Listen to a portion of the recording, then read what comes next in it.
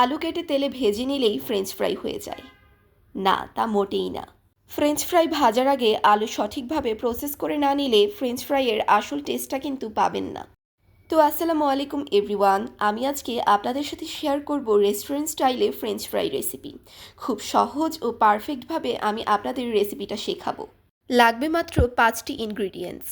French fry ছোট বড় সকলেই অনেক পছন্দ করে থাকে। বিকালের নাস্তায় আর চায়ের আড্ডায় ফ্রেঞ্চ ফ্রাই হলে তো আর কোনো কথাই নেই। আশা করি রেসিপিটা আপনাদের কাছে খুব ভালো লাগবে। যদি রেসিপিটা আপনাদের কাছে খুব ভালো লাগে তবে আমার চ্যানেলটি সাবস্ক্রাইব করে আমার সাথেই থাকবেন।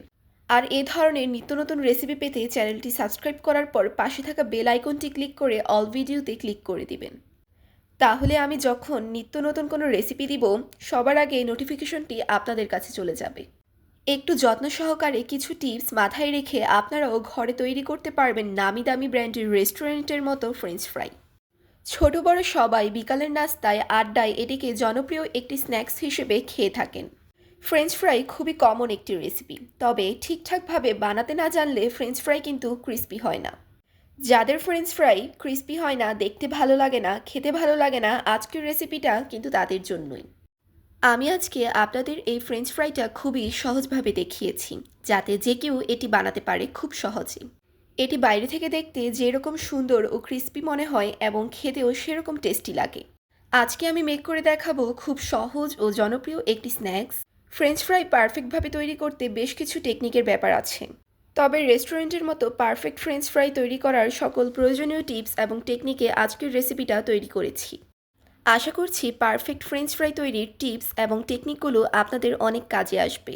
চলে যাচ্ছি ফ্রেঞ্চ ফ্রাই তৈরির পুরো রেসিপিতে। পারফেক্ট ফ্রেঞ্চ ফ্রাই তৈরি করার জন্য আপনাদের সর্বপ্রথম সঠিক আলু চয়েস করতে হবে। যে আলুগুলোতে স্টার্চ কম থাকে সে আলুগুলো আপনাদের নিতে হবে। এতে আলুগুলো ভাজার সময় লাল হয়ে যায় না। ফ্রেঞ্চ ফ্রাই উপর থেকে ক্রিস্পি এবং ভিতর থেকে সফট হয়।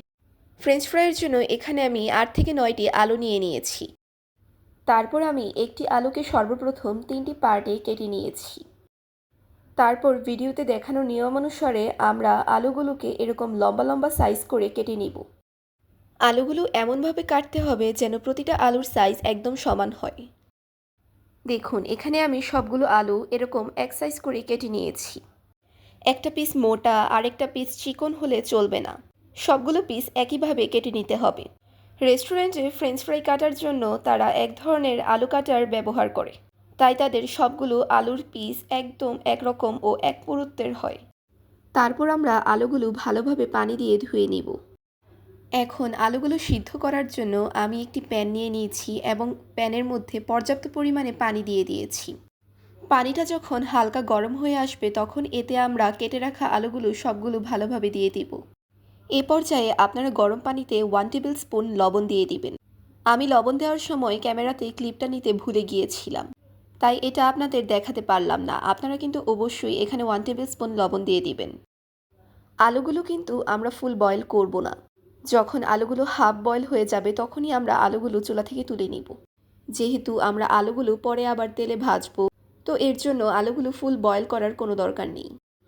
এখানে আমি আলুগুলো ভালোভাবে ছেঁকে উঠিয়ে নিয়েছি। এখন একটি টিস্যু পেপারের সাহায্যে আলুর গায়ে যে পানি লেগে আছে সেটি উঠিয়ে নিব।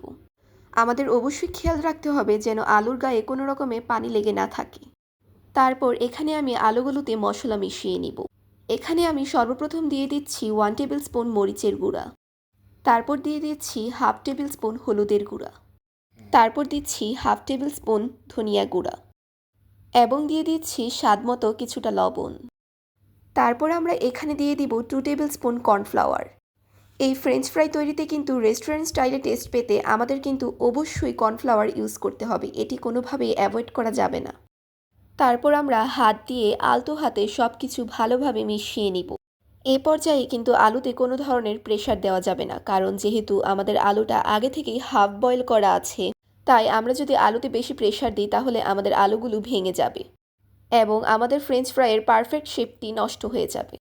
তারপর আমরা একটি প্যান নিয়ে নিব এবং প্যানটা গরম হয়ে যাওয়ার পর এতে আমরা পর্যাপ্ত পরিমাণে তেল দিয়ে দিব। ফ্রেঞ্চ ফ্রাইটা কিন্তু ডুবো তেলে ভাজতে হয়, তাই আমাদের এখানে পর্যাপ্ত পরিমাণে তেল দিতে হবে।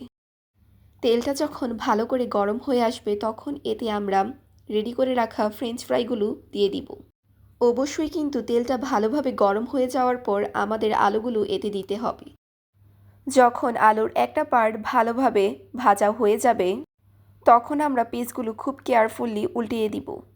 এই পর্যায়ে আমাদের উল্টানোর কাজটি খুবই আস্তে ধীরে করতে হবে, না হলে কিন্তু আমাদের আলুগুলো ভেঙে যাবে। তো এভাবে দুপাশ ভালোভাবে নেড়েচেড়ে আমরা আলুগুলো ভালোভাবে ভেজে নিব। এই পর্যায়ে আমাদের চুলার আঁচ অবশ্যই মিডিয়াম হিটে রাখতে হবে। চুলার আঁচ যদি হাই হিটে থাকে তাহলে কিন্তু আমাদের ফ্রেঞ্চ ফ্রাইগুলো পারফেক্ট হবে না, ভেতরে সফট এবং বাইরে ক্রিস্পি হবে না। তো দেখুন এখানে কিন্তু আমাদের ফ্রেঞ্চ ফ্রাইগুলো প্রায় হয়ে গিয়েছে। দেখুন আপনারা দেখলেই বুঝতে পারবেন যখন ফ্রেঞ্চ ফ্রাইগুলো পারফেক্ট হয়ে যাবে। যখন নাড়ার সময় ফ্রেঞ্চ ফ্রাইগুলো অনেক ক্রিস্পি লাগবে তখনই বুঝতে পারবেন আপনাদের ফ্রেঞ্চ ফ্রাইগুলো পারফেক্টলি হয়ে গিয়েছে। এবং আপনারা যখন দেখবেন আপনাদের ফ্রেঞ্চ ফ্রাইগুলোতে গোল্ডেন একটা কালার চলে এসেছে তখনই বুঝতে পারবেন আপনাদের ফ্রেঞ্চ ফ্রাইগুলো ভালোভাবে হয়ে গিয়েছে। এখানে আমার ফ্রেঞ্চ ফ্রাইগুলো ভালোভাবে মেক হয়ে গিয়েছে। এখন আমি ফ্রেঞ্চ ফ্রাইসগুলো একটি প্লেটে তুলে নিব। যেই প্লেটে আপনারা ফ্রেঞ্চ ফ্রাইসগুলো তুলে নেবেন সেই প্লেটে অবশ্যই আপনারা আগে থেকে টিস্যু পেপার বিছিয়ে নেবেন, যেন টিস্যু পেপারটা ফ্রেঞ্চ ফ্রাইয়ের গায়ে লেগে থাকা তেলগুলো শুষে নেয়। দেখুন এখানে আমি সবগুলো ফ্রেঞ্চ ফ্রাইস তুলে নিচ্ছি। সবগুলো ফ্রেঞ্চ ফ্রাইস ভাজতে এখানে আমার 10 থেকে 12 মিনিট লেগেছে। দেখুন তৈরি হয়ে গেল আমাদের ফ্রেঞ্চ ফ্রাই। এখন শুধু গরম গরম খাওয়ার পালা। খুব ইজিলি রেস্টুরেন্টের স্বাদে আপনারাও ঘরে তৈরি করে নিতে পারেন ফ্রেঞ্চ ফ্রাই। আমার এই রেসিপিটা যদি আপনাদের কাছে ভালো লেগে থাকে প্লিজ একটি লাইক দিয়ে দিবেন। আর এই ধরনের মজার মজার দারুণ সব ভিডিও পেতে চ্যানেলটি সাবস্ক্রাইব করে আমার সাথেই থাকবেন। এতে করে আমি অনেক বেশি নতুন নতুন রেসিপি শেয়ার করার অনুপ্রেরণা পাবো। দেখুন এখানে আমার ফ্রেঞ্চ ফ্রাইসগুলো বাইরে থেকে ক্রিস্পি এবং ভেতর থেকে অনেকটা সফট হয়েছে। আপনারা ফ্রেঞ্চ ফ্রাইসগুলো সস বা মেয়োনিজের সাথে পরিবেশন করে নিতে পারেন। তো আর কথা না বাড়িয়ে আমার আজকের রেসিপিটা এখানেই শেষ করছি। সবাই ভালো থাকবেন। আল্লাহ হাফিজ। আসসালামু আলাইকুম।